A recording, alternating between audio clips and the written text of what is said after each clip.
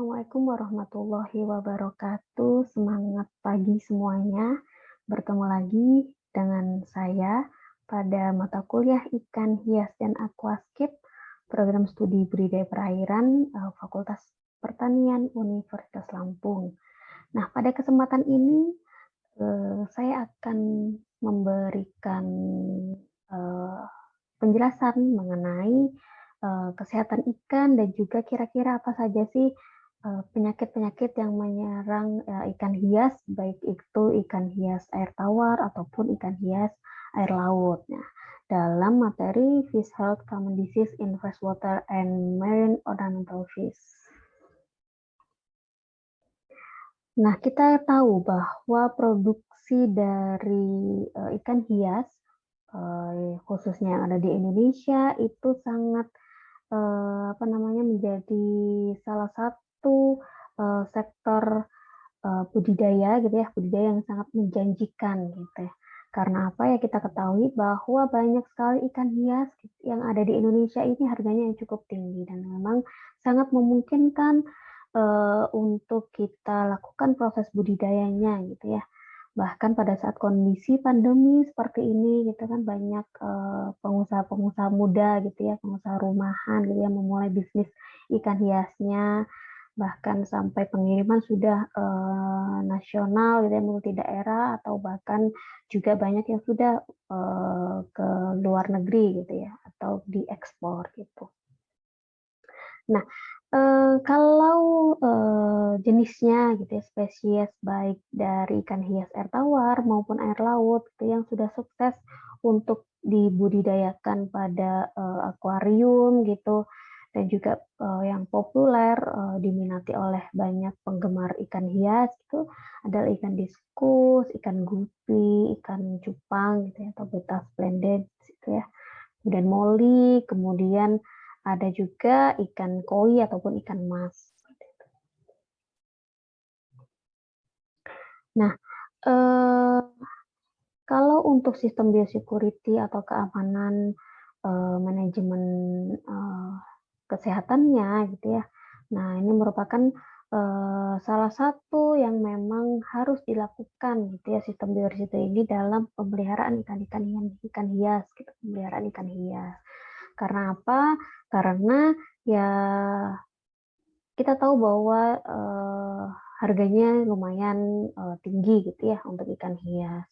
Nah, tentu kalau kita ingin menjangkau pasar ekspor, tentu salah satu hal yang harus diketahui adalah apakah ikan tersebut terinfeksi penyakit atau tidak, gitu. Karena bisa saja nanti akan tidak diperbolehkan atau ditolak yang dilakukan pengiriman maupun dalam eh, nasional misalnya di Indonesia ataupun di luar negeri gitu. Nah, sistem biosecurity ini harus kita lakukan prosedurnya secara baik gitu ya, agar ikan hias yang kita pelihara itu terhindar dari penyakit atau bebas dari penyakit. Nah, kenapa sih penting gitu ya dalam proses biosecurity ini? Karena memang penyakit yang menyerang ikan itu tentu akan membutuhkan biaya ya, baik dalam upaya pengobatannya gitu, ataupun misalnya pada saat kita ingin mengirimkan atau mentransportasikan ikan hias itu ternyata ikan yang kita transportasikan itu terserang penyakit. Nah, itu bisa jadi itu ditolak. Apalagi kalau ternyata membawa hama penyakit ikan yang memang sudah tidak bisa diobati gitu ya, itu akan dibakar gitu ya atau dimusnahkan. Nah, itu kan juga akan merugikan kita. Intinya berhubungan dengan uang gitu ya. Nah, kemudian selain itu tentu itu akan juga menurunkan secara ekonomi gitu ya. Secara ekonomi itu akan turun. Kemudian akan menurunkan juga tingkat kepercayaan konsumen terhadap produk kita. Nah, kemudian tentu pada saat itu pemerintah itu tentu harus melakukan upaya juga untuk upaya pencegahan ataupun pengobatannya. Nah, kemudian apa aja sih yang harus kita lakukan dalam proses biosecurity? Tentu kita harus melakukan upaya preventif atau pencegahannya gitu ya, baik di daerah asal ataupun di daerah tujuan gitu. Nah, kita bisa lakukan tekniknya apa yang bisa kita aplikasikan gitu. Kita bisa lakukan vaksinasi untuk upaya pencegahannya gitu.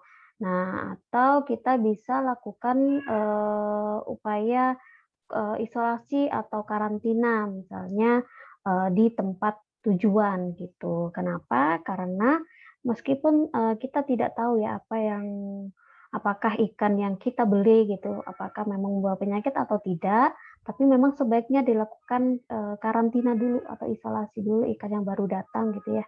Nah, kita isolasi dulu, kita karantina beberapa hari, kita bisa lakukan treatment gitu. Nah, baru boleh kita, masukkan ke dalam kolam ataupun, kolam ataupun akuarium gitu. Nah, kemudian pada saat, ikan itu datang gitu, sebaiknya kita deteksi gitu, apakah, eee, ikan yang datang itu membawa penyakit atau tidak gitu ya. Jadi secepatnya kalau memang kita memiliki, laboratorium gitu ya untuk pengujian kesehatan ikan gitu. Nah, kita screening, kita lihat apakah memang, eee, ada penyakit atau tidak gitu. Bisa rapid action atau bisa, kita lakukan treatment juga gitu pada saat memang ikan itu baru masuk. Nah, kemudian ada juga kita lakukan upaya untuk, eee, apa namanya, yaitu upaya pencegahannya ya kan, pada saat, sampai gitu. Nah, kita lakukan upaya pencegahan dan deteksi gitu pada saat, datang. Nah, ini misalnya ada di, apa namanya, sebelum kita melakukan pengiriman gitu ya. Nah, kita harus tahu gitu ikan yang datang itu dari mana asalnya. Kemudian kira-kira bagaimana upaya, dari supplier itu melakukan proses biosecurity-nya gitu. Kita harus tahu, juga apakah, eee, suplai dari air yang kita pakai gitu, sumber airnya itu bagaimana. Kemudian peralatan yang kita gunakan itu apakah dalam kondisi yang, eee apa namanya, bagus, kondisi yang bebas dari penyakit ataupun bebas dari penyakit gitu ya. Nah, kemudian kira-kira apakah ada, pintu masuk untuk hama, kira-kira bagaimana? Nah, kalau dari sisi personelnya atau manusianya kita harus tahu apakah, memang sudah mencakup pakaian yang bersih gitu ya, kemudian pakai sepatu, sarung tangan, ataupun penutup kepala, karena itu adalah salah satu sumber-sumber dari, penyakitnya. Nah, kemudian kita juga perlu gitu meningkatkan, pengetahuan dari, staf kita atau memang pekerja yang memang, mengelola gitu ya, mengelola, bisnis ikan hias itu sendiri. Nah, ini kalau misalnya pada saat datang gitu ya, kita perlu aklimatisasi, karantina, dan isolasi ikan-ikan yang memang baru datang, ikan hias yang baru datang. Nah, kemudian kita harus tahu gitu ya, apakah, personel yang akan menanganinya itu memang sudah cukup pengetahuannya untuk melakukan karantina ataupun isolasi, gitu. Nah, kemudian kita juga, perlu melakukan, biosecurity terhadap alat-alat yang akan kita pakai gitu. Apakah memang sudah kita, bersihkan, kita sterilkan, seperti itu. Nah, kemudian kita harus, lakukan juga suatu monitoring dan juga maintenance atau, ya pengelolaan terhadap kesehatan ikan itu sendiri. Kita monitoring setiap harinya apakah ada gejala klinis atau tidak. Nah, kemudian monitoring dan manajemen kualitas airnya juga tentu harus kita jaga gitu. Dari mana sumber airnya? Apakah kita treatment dulu, kita filter dulu sebelum, air itu masuk ke dalam akuarium ataupun kolam. Nah, kemudian kalau memang, ada, kira-kira ada gejala klinis dari ikan yang datang, kita harus isolasi gitu. Kemudian kita treatment, sesuai dengan penyakit yang menyerangnya. Nah, kira-kira nih misalnya ternyata, kita tidak berhasil gitu ya dalam, menanganinya itu. Nah, atau memang terlanjur gitu ya terkena penyakit gitu ya. Nah, kita harus hati-hati, kita harus bagaimana kira-kira cara penanganannya. Kalau memang tidak bisa ditangani dengan baik, itu kita bisa lakukan pelaporan gitu ya, entah ke BPOM ataupun ke eh, yang tempat apa namanya ke pemerintah atau dinas kelautan misalnya seperti itu. Ataupun kalau memang terjadi kematian massal misalnya dalam budidaya kita, nah kira-kira kalau memang penyakit yang memang tidak bisa diobati, apa namanya penyakit yang memang ditakutkan untuk menyebar gitu ya sebagai penyakit yang cepat menyebar misalnya virus, nah kita perlu lakukan eradikasi seperti itu. Nah, kira-kira apakah ada hubungan antara kesehatan ikan dengan nutrisi dari ikan hias ini sendiri gitu? Tentu gitu ya. Tentu ada hubungannya kan saling berpengaruh. Karena apa? Karena kesehatan ikan itu juga salah satunya dipengaruhi oleh nutrisi apa yang mereka makan gitu. Nah, salah satu keuntungan dari eh, memelihara ikan hias ini sendiri gitu ya, kita itu tidak membutuhkan pakan yang banyak. Beda dengan kita memelihara ikan-ikan konsumsi gitu ya. Tentu pakan itu hampir memegang 70% gitu ya dari biaya produksinya. Gitu. Nah, tapi kalau untuk ikan-ikan hias ini kita tidak terlalu banyak, tidak seperti ikan konsumsi gitu ya. Karena apa ya? Karena kebutuhan pakannya tidak begitu tinggi gitu, dibandingkan dengan ikan yang lain. Nah, ini ada salah satu sumber yang mengatakan bahwa kebutuhan dari protein ataupun energi dari beberapa ikan hias air tawar, nah itu ada di dalam tabel ini, misalnya dari Arapaima gigas, Carassius auratus, gitu ya. Nah, ada Poecilla reticulata. Nah, ini ada beberapa kebutuhan energi ataupun protein yang diperlukan untuk kita berikan seperti itu.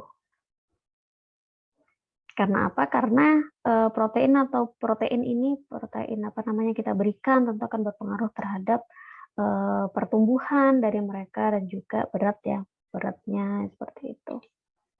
Nah, kemudian kalau ini asam lemaknya apa namanya bisa kita berikan gitu ya dari alternatif food atau apa namanya pakan alternatif gitu ya untuk ornamental fish atau ikan hias ini. Karena apa? Beberapa alternatif food ini tuh dapat bermanfaat khususnya dalam apa namanya pertumbuhannya ataupun dari kecerahan dari ikan hias sendiri. Nah, ini adalah kebutuhan dari vitamin A atau vitamin C gitu ya. Ada beberapa spesies ikan hias itu sendiri. Ini dari berbagai sumber penelitian yang memang sudah dilakukan. Nah, untuk karotenoid itu kita tahu bahwa karotenoid ini berperan dalam pembentukan warna. Apabila kita berikan kepada pakan ikan hias gitu ya. Karena karotenoid ini dapat memicu gitu ya, memicu terbentuknya warna dari ikan hias itu sendiri. Nah, beberapa karotenoid dalam apa namanya ikan-ikan hias air tawar yang biasa diberikan, nah kebutuhannya biasanya itu ada astaxanthin, zeaxanthin, xanthopil, gitu ya. Ada alfa dan beta karotin, taraxanthin, dan tunaxanthin. Nah, fungsinya, selain sebagai peningkatan warna, itu juga sebagai antioksidan. Gitu. Kemudian juga dapat meningkatkan dari aktivitas dari provitamin A ini sendiri. Kemudian juga dapat meningkatkan respon imun, kemudian reproduksi, kemudian pertumbuhan ataupun maturasi dan photoprotection. Jadi selain untuk menimbulkan atau meningkatkan kecerahan warna gitu ya pada ikan, ternyata karotenoid ini banyak manfaatnya juga untuk ikan-ikan hias. Nah, tentu kita tahu bahwa apabila kita memberikan nutrisi yang optimum sesuai dengan kebutuhan ikan hias itu sendiri, maka akan berdampak baik gitu ya pada pertumbuhan atau optimal pada ikan hias. Kemudian tentu pakan yang memang optimum yang kita berikan apa namanya komposisinya, Nah, yang tepat, nah itu dapat menurunkan cost-nya. Karena apa ya? Itu tadi, karena memang sesuai apa yang kita berikan, kita sesuai dengan kebutuhan ikan dan pertumbuhannya akan lebih cepat ataupun memang optimal. Nah, pakan yang bagus juga yang kita berikan yang sesuai dengan kebutuhannya itu juga akan menurunkan eh, apa namanya food waste-nya atau pakan-pakan yang terbuang gitu ya, sehingga akan meminimalisir adanya polusi dari perairan itu sendiri. Nah, kalau berbicara tadi tentang hubungan pakan dengan kesehatannya gitu ya. Nah, sekarang kira-kira apa sih yang menyebabkan ikan kita itu terserang penyakit? Nah, perlu diingat bahwa penyakit pada ikan itu dipengaruhi oleh 3 faktor. Yang pertama yaitu host itu sendiri, host itu yaitu ikan hias itu sendiri. Kemudian yang kedua adalah patogennya ataupun agen atau yang disebut sebagai agen penyebab penyakit. Apa aja agen penyebab penyakitnya? Yaitu misalnya virus, bakteri, jamur ataupun parasit. Nah, itu disebut patogen. Nah, kemudian yang ketiga yang tidak kalah penting yang akan berpengaruh terhadap kesehatan ikan yaitu lingkungan atau environment-nya. Karena apa? Karena ikan hidup dalam di lingkungan perairan, sehingga lingkungan perairan itu juga sangat mempengaruhi terhadap kondisi ikan itu sendiri. Nah, jika ketiga faktor ini tidak dalam kondisi yang optimal atau apa namanya tidak balance gitu ya, nah maka akan terjadinya penyakit di tengah-tengahnya itu. Nah, kalau ikan itu sendiri, kira-kira apa yang mempengaruhi ikan itu bisa terserang penyakit? Ya, yang pertama adalah faktor genetiknya. Apakah ikan itu secara genetik itu memang sehat atau tidak? Kemudian yang kedua adalah apakah ikan itu pernah divaksinasi atau tidak? Kemudian pemberian imunostimulan itu tentu juga akan mempengaruhi apa namanya sistem kekebalan tubuhnya gitu dalam melawan penyakit. Nah, kita juga bisa melakukan atau pemberian probiotik atau prebiotik terhadap pada pakan ikannya gitu. Nah, kemudian kita juga bisa pemberian makanan yang intinya yang memang bergizi gitu ya untuk ikan sesuai dengan kebutuhan ikan. Dan juga kita perlu lakukan manajemen stres. Karena apa? Karena ikan yang stres itu tentu akan berpengaruh terhadap kondisi ikan itu karena akan lebih cepat atau lebih mudah terserang penyakit. Nah, kalau untuk mengontrol patogennya, nah kalau patogennya itu kita bisa lakukan proses biosecurity karena proses biosecurity itu akan meminimalisir gitu ya pertumbuhan patogen. Nah, kemudian apa yang perlu kita perhatikan dari kondisi dari air itu sendiri karena semakin buruk air maka tentu patogen itu akan semakin lebih cepat tumbuh misalnya seperti itu. Dan juga masih banyak lagi. Nah, kalau untuk lingkungan, tentu lingkungan ini akan mempengaruhi tadi inang ataupun patogen. Semakin optimal atau semakin baik untuk ikan, maka ikan tidak stres sehingga tidak mudah terserang penyakit. Nah, kalau kebalikannya, misalnya lingkungannya itu buruk, gitu ya, tidak sesuai dengan kebutuhan ikan, maka akan membuat ikan itu stres. Nah, kalau ikan stres, maka akan lebih mudah terserang penyakit seperti itu. Nah, kira-kira nih ke penyebab atau faktor-faktor yang menyebabkan penyakit pada ikan itu tadi internal tuh individual. Jadi faktor dari genetik itu tadi. Misalnya penyakit yang memang diturunkan dari induk ke anaknya gitu. Nah, kemudian environment associated disease atau memang penyakit yang memang disebabkan oleh lingkungan, misalnya DO-nya rendah, kemudian misalnya suhunya tiba-tiba rendah gitu ya, pH-nya yang turun secara drastis misalnya seperti itu juga dapat mempengaruhi kondisi ikan itu sendiri. Nah, kemudian physical apa namanya pada saat proses handling atau transport gitu ya. Nah, kita ternyata melakukannya kurang baik, maka akan terjadi misalnya ada luka pada ikan. Itu salah satu faktor atau gerbang utama untuk masuknya patogen apabila ikan kita ini terluka gitu. Nah, selain itu penyebab penyakit ikan itu juga bisa dikarenakan kondisi atau yaitu tadi jenis nutrisi yang kita berikan gitu karena penyakit karena nutrisi. Nah, kemudian ada kombinasi dari berbagai faktor tersebut. Nah, ini ada delay mortality syndrome, itu merupakan efek dari cyanida gitu ya, pada saat kita melakukan transportasi atau packing kondisi gitu. Nah, ini apa namanya ya, memang tidak terjadi kematian secara cepat gitu ya. Nah, oleh karena itu kita perlu melakukan base management practice atau memang ya kita harus perhatikan nih dalam proses transport atau packing itu bagaimana seharusnya yang memang sesuai dengan kebutuhan ikan yang kita transportasikan, ikan hias yang kita transportasikan. Nah, ini adalah apa namanya beberapa kondisi gitu ya yang memungkinkan ikan kita terserang penyakit pada saat kita dari mulai penangkapannya ataupun pada saat transportasi ataupun sampai ke tempat tujuan. Nah, ini ada beberapa penyebab gitu ya. Pada saat kita menangkap, kita kira-kira apa? Kira-kira kita tidak menggunakan metode yang memang sesuai gitu. Handlingnya juga yang buruk gitu. Kemudian pada saat sebelum shipping gitu ya, apa yang kita lakukan gitu. Dan pada saat transportnya, kemudian pada saat sampai di tempatnya, dan pada saat kita mau masukkan ke dalam akuariumnya. Nah, ini adalah beberapa contoh penyakit yang memang menyerang kuda laut gitu ya. Ada penyakit parasit, yang contohnya misalnya amyloidosis, cryptocarionosis, dan lain-lainnya. Kemudian ada fungi, ada mycosporidiosis, ada fusariosis, kemudian bacterial disease, nah fibriosis itu ya yang paling banyak menyerang juga, kemudian streptokokosis gitu. Kemudian untuk penyakit yang disebabkan oleh virus, misalnya ada betanovirus gitu, atau limfositis gitu, itu yang biasa menyerang ikan kuda laut gitu. Nah, kalau tadi adalah penyakit infeksi, kalau penyakit non infeksi apa yang biasa menyerang? Ini adalah misalnya Gasparber disease atau Thyroid goite.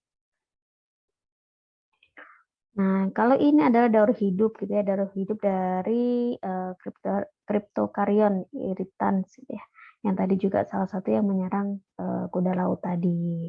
Ini adalah sikosidu dimulai dari topon gitu ya.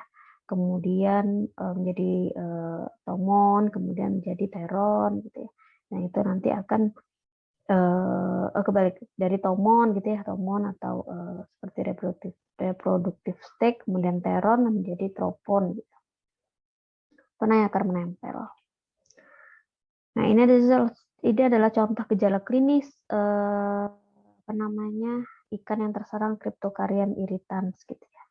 Nah, kita lihat ini ada kuda laut yang terserang.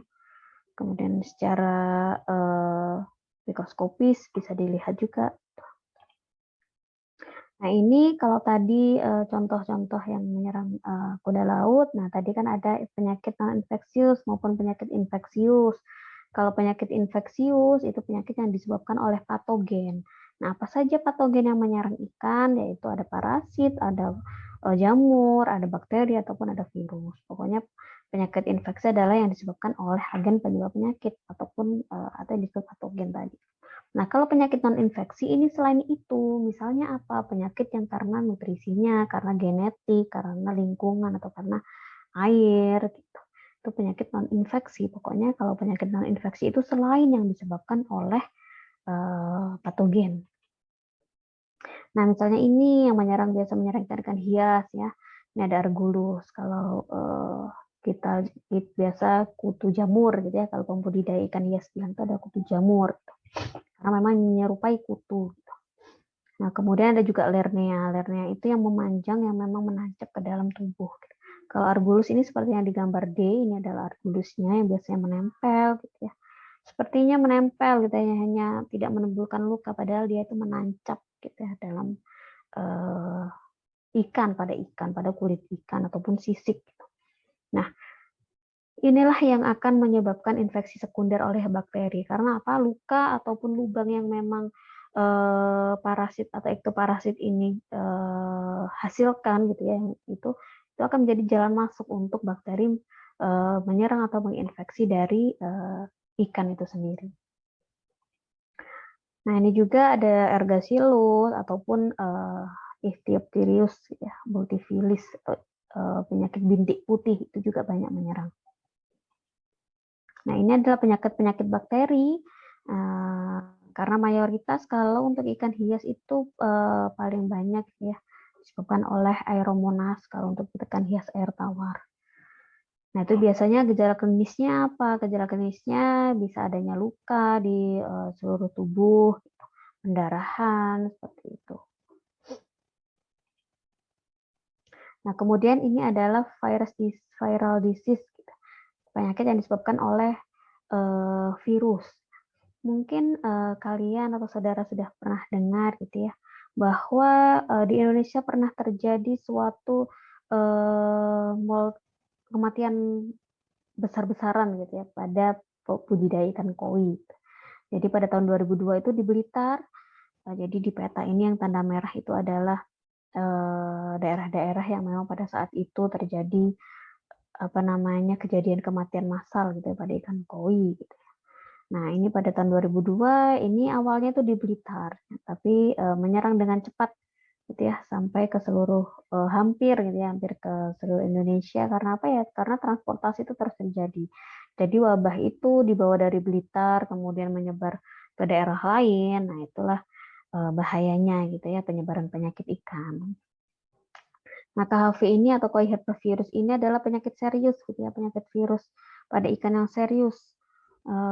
Gejala klinisnya seperti pada manusia ya, kayak herpes gitu ya, herpes di insang ataupun di seluruh tubuhnya.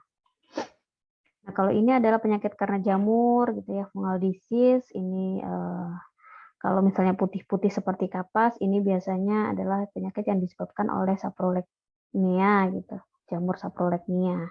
Nama penyakitnya adalah saprolegnosis. Nah, ini adalah non-infectious disease, ini biasanya adalah pop eye atau matanya yang menonjol gitu ya. Nah, ini biasanya karena disebabkan oleh kualitas air yang buruk ataupun memang nutrisi yang kita berikan itu tidak baik, tidak sesuai dengan kebutuhan.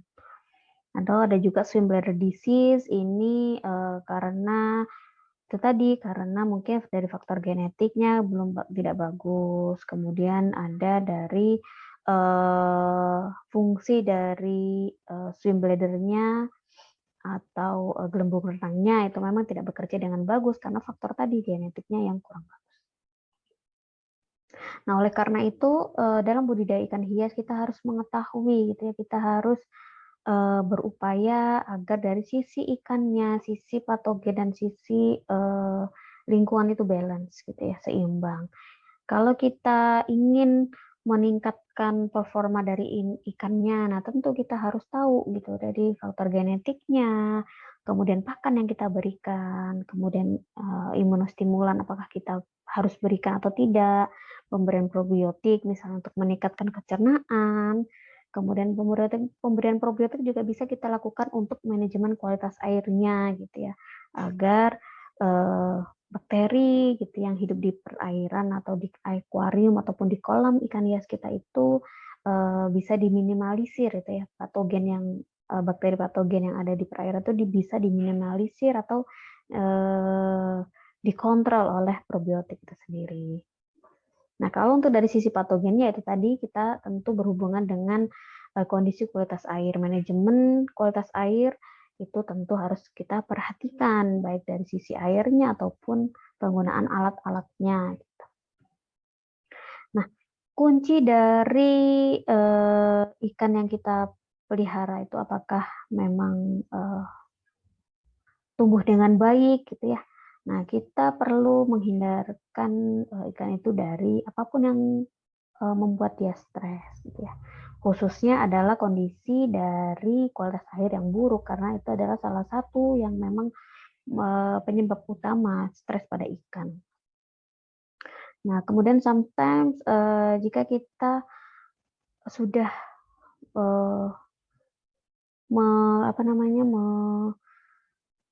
mengelola gitu ya, mengelola tempat budidaya kita ini dengan baik, kita lakukan treatment dengan baik gitu ya.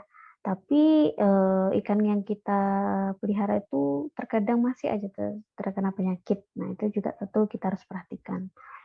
Nah, kemudian ingat juga bahwa memberikan, makan pada ikan sesuai dengan, kebutuhannya, kemudian kita lakukan manajemen, kualitas airnya, kemudian kita lakukan monitoring terhadap kesehatan ikan itu setiap harinya, kemudian kita lakukan karantina atau isolasi ikan yang memang baru datang. Nah, itu adalah salah satu kunci yang memang harus saudara lakukan gitu ya dalam, budidaya ikan hias ini sendiri.